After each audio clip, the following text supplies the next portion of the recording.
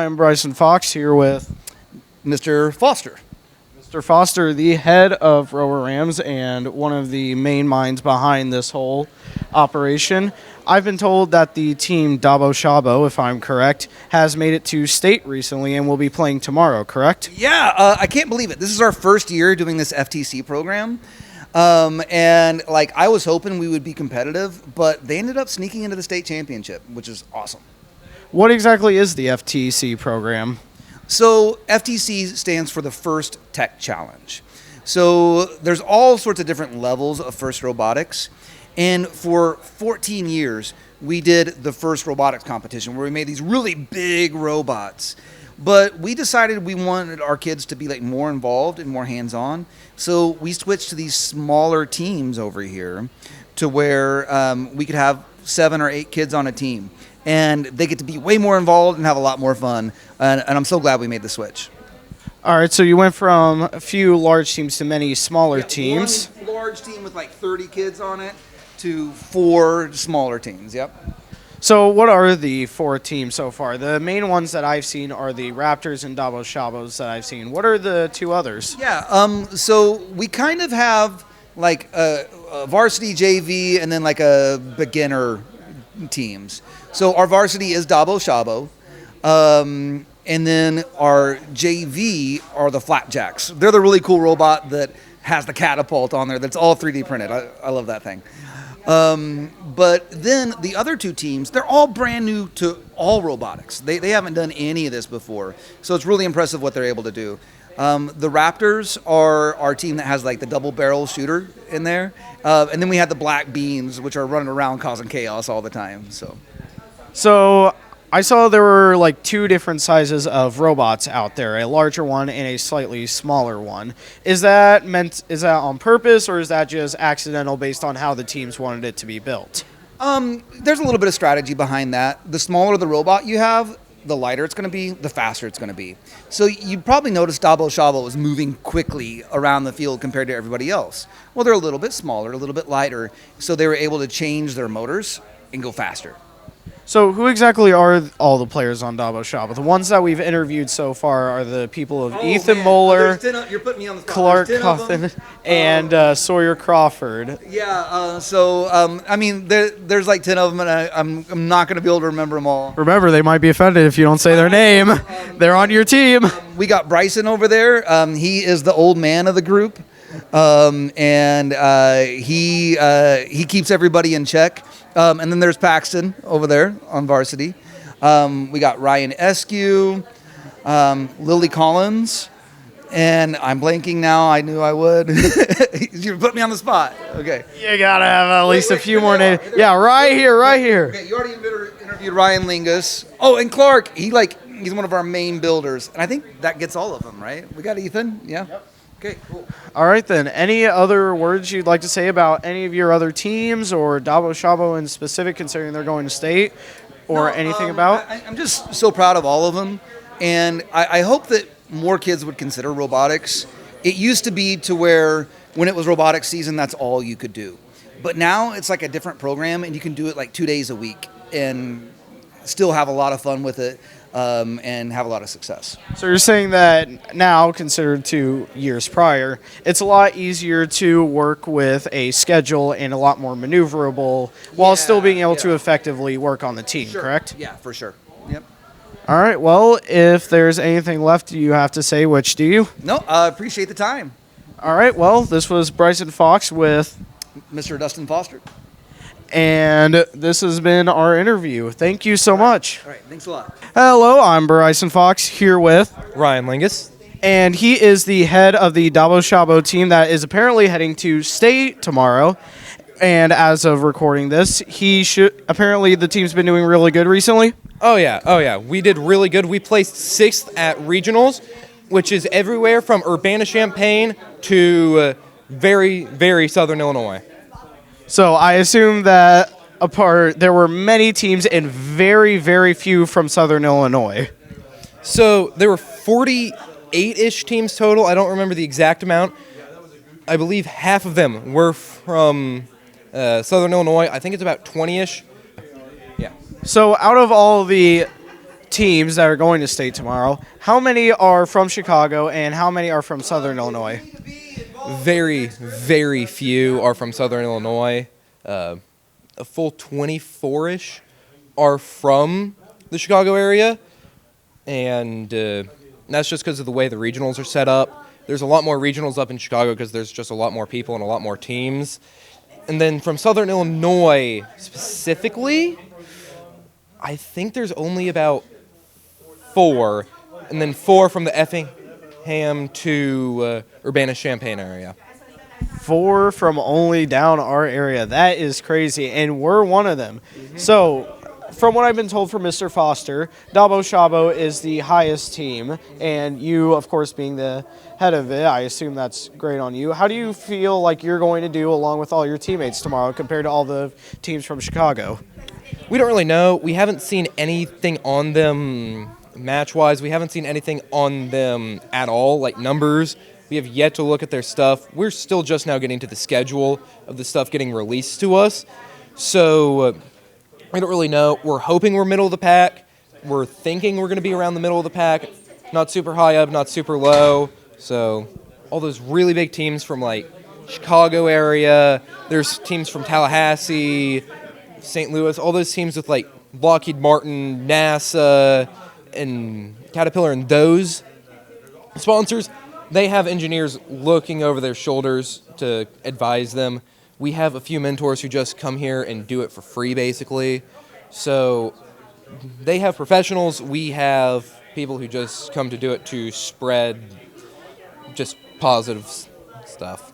So, of course, you'd say that you're at a very big disadvantage, but how high are you thinking you're going to place compared to the total number of teams?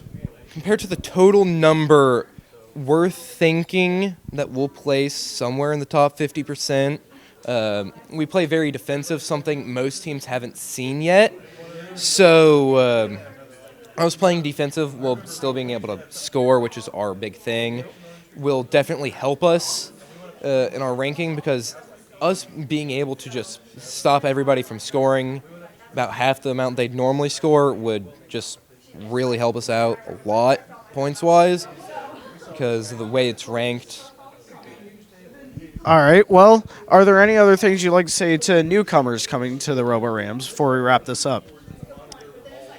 Don't think we're too weird. We're not that weird. We just have that reputation because of a couple people who used to be on here a few years ago, and they're gone now. We're a lot more normal, and it's a lot more hands-on than it used to be. So feel free. Don't be scared. Just that kind of stuff. All right, then. Well, this has been Bryson Fox with Ryan Lingus. And this has been your interview with the team captain of the entirety of the RoboRams. Hello, my name is Bryson Fox for AV Club, and I'm here with Ethan Muller. Clark Colclazier. And Sawyer Crawford. And this team, from what I understand, has been making it to state as of recent. Yes, sir. All right. Are there any things I should know about the robot you guys have programmed? So with the programming for the robot, we have it calculating the distance of like a little QR code that's on the goal, and then we use a formula to turn that distance into a RPM for our flywheel, so we can make a shot from anywhere on the field. I did the math for that. And how exactly did you do the math for that? Any programs were used, or? I threw it in Desmos graphing calculator and started adding stuff until it looked about right. Honestly, that sounds about right. Throwing stuff against the wall till it works. Yep. Is that the entire process of RoboRams, just throwing it against the wall and it works, or are there? We kind of just redneck engineering it. So. Redneck engineering. That's what I like to hear, brother. Yes. Okay. So. You got any input? Nope. You seem to be. There's no thought behind that. Really? Isn't this your team though? Yes, I just do all the mechanical put together stuff. So you do all the mechanical stuff. What does that exactly look like? He puts screws and stuff. I put his ideas into real life, more of anything. Yeah, he drills and screws. So from what I understand, you got most of the ideas. He's got all of the coding. Sawyer, if he. Bryson Oathbow. Do you guys want him as well in the interview? Yeah, he's old. We do not want this guy in the interview. I'm too old for this. All right, bro. Come on in here. All right. Ignoring that. Hey, just to make sure we got that on camera, right? All right. Now that I know that'll be posted. So, just to make sure, you got all the smart stuff. Yes, and I did that, And you, sir, do all the building, correct? Pretty much. us as a collective. And you, sir, my good friend Sawyer Crawford, do all the coding, right? Every single line. Every single line? We've given him days And where he's check. only had a few hours to code before a competition. Only a few hours. Brother, how do you crunch like that? Any secrets? He's just awesome like that. Thank you, Clark. It's him and his best friend chat. Don't tell me you're using AI in a competition, buddy. No. Encouraged by the judges. Wow. Yes, they want- I actually did not know that about RoboRams. Great. Well, that's something that I didn't know, and maybe many others didn't. Any final things that should be known about the RoboRams Club as a whole? It's fun, easy to do if you're willing to work hard. Give us your money, please. Please. What It do you- looks great on scholarships, or like you really get scholarships, and it looks great on resumes. I think what Ethan meant by give us your money is, would you please be willing to support us? Please, we need money. Please. Okay, maybe don't say it like that, buddy. Clark's got a good idea here. You gotta support the clubs. Give us your money. All right, please. buddy. Hey, buddy. All right, well, that's been our interview with Team, Dabo Shobo. and we'll be going on to the next interviewers. Thank you, Dabo Shobo of Ethan Moeller, Clark, and Sawyer Crawford. Okay, so over there in the corner we have the laser cutter, and this plywood here is some of the first stuff we cut on it. So this is for our drivetrain. So obviously it's not done, but basically we're gonna have the wheels in here, like we have kind of like normal, and then it's gonna be run by belts onto those. Are there any other parts of this contraption, to say the least, that are interesting that might be cool to learn for newcomers? We got a Dabo Shobo, right? Because we're the Dabo Shobos. I don't know if you can see that, but we laser engraved Foster on there, because Mr. Foster's. So how much free time do you get to do stuff like this instead of just working on robots all the time? Because I'd like to bet you guys have a little bit more leniency considering some of the more artistic pieces in here, like the piece you gave me. So basically, we're a sweatshop unless you're useless. So either you're running around like a little. Can't put that in the show. We can't put that in the show. How much work do you often do in this place? So I work a lot. It kind of depends on your role, like what you do. Like obviously, if you're doing programming and it's like the start of the season, you won't really have anything. And if the robot's kind of done, the mechanical side won't really have anything. Well, that's But- not true. You always have different projects to work on to test new stuff. Yeah, but it's a lot. It ramps down basically. But for the most part, you're always doing something. But yeah. So almost no free time, and you're constantly working. How late usually are these days of work? Usually about 6:30. 5:30 to 6:30. We don't stay later than that. Yeah, well, Unless the it's- programmers. Unless we're trying to finish something and we're on a desperate time crunch. The programming dungeon, they stay here till like 8. So What he's meaning is the programmers like extra time to work. yeah. Do they like extra title work, or do they just have a lot of caffeine to do said work? They get a lot of snacks. Understandable. If I was a programmer, food is a great motivator, especially for me. I will say, just last night we stayed till 9 working on code. Till 9 o'clock, you said, and this is all that for was state. 9 a.m. by the way the next morning, so they stayed the entire night. If you couldn't tell. So let me get this straight. You stayed the entire night, overnight at school, finishing code, correct? Not him. I stayed helping, yes. Yeah. And you said not him, so someone else did. Yeah, Sawyer- Sawyer. Sawyer Sawyer- and Big Bo. Bo, and our mentor, Mr. Buller, who helps with coding. They all stayed overnight. I'm they gonna be sleep. honest. They don't sleep. They just kind of like awake sleep. You know what I mean? They're just like So it's a lot of up late nights just to ensure that everything's working Yes, perfectly. sir, it is. All right. Well, it's good to hear that you guys went off to state with a simple robot. Which one is it? Or I shouldn't say simple, but It's obviously. the one in the middle, so you can see he's aura farming because he's the best. He's got the big wheel, and he spins and he shoots balls. He's very good at feasting on balls and spitting them out. So, yeah. Any innuendos you're referencing there? No, it kind of just slurps up balls and hop to air ball. That was a great throw by Ethan Muller. And we'll hopefully be back with other places. Unless any final words? Give us your money, please. I'm Bryson Fox, and I'm here to ask about new questions with... Clark Colclaser. All right, so Clark, how do these games usually work? Usually, it's time-based games. We have a 30-second time period at the very start where it's all programmer work. It's all autonomous. No human interaction whatsoever. We can only stay on our half the field that we're on. Our goal is to shoot into that goal as many times as we can using these wiffle balls almost.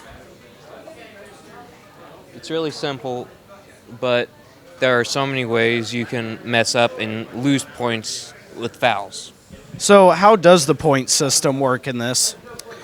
So you would score into the goal, then it has to go down through that small square there to count as a point. If it stays in the goal, in this ramp, as we're calling it, it's worth 2 points. If the ramp's full, the balls will automatically roll out. That'll be worth 1 point. However, you can also score points from, ranking points, which is a whole different system. But ranking points basically determine where you are in your league. So, yeah. So did you make any mention of a way to lose points or any technical fouls or such? You don't really lose points, more if the other team gains points from your fouls. Because we've played one game to where another team accidentally caught on that little black lever, and that cost them 200 points. So again, how many points is each thing worth? Each ball normally scored is 2. If it's a overflow, as we call it, which runs off the ramp, it's 1. What is the most you've ever seen in a tournament? The most we've ever seen is over 300. Over 300 in just one tournament. That's because they got stuck on that black lever right there. Wow, that is an insane way for that to happen. Well, any other comments on how the game works? Not really. It's very simple. You got the last 2 minutes being completely human operated, and you can't really smash into them on purpose. And An accidental smash. you could say that. So do the last 2 minutes ever feel extremely stressful to the controller? Oh yes, especially when it's only one person using it. Oh, I'd like to bet. Well, that's been Bryson Fox, and we're getting ready to start this game. Thank you to... Clark Colclaser, and thank you, Bryson, for interviewing. Good to meet you.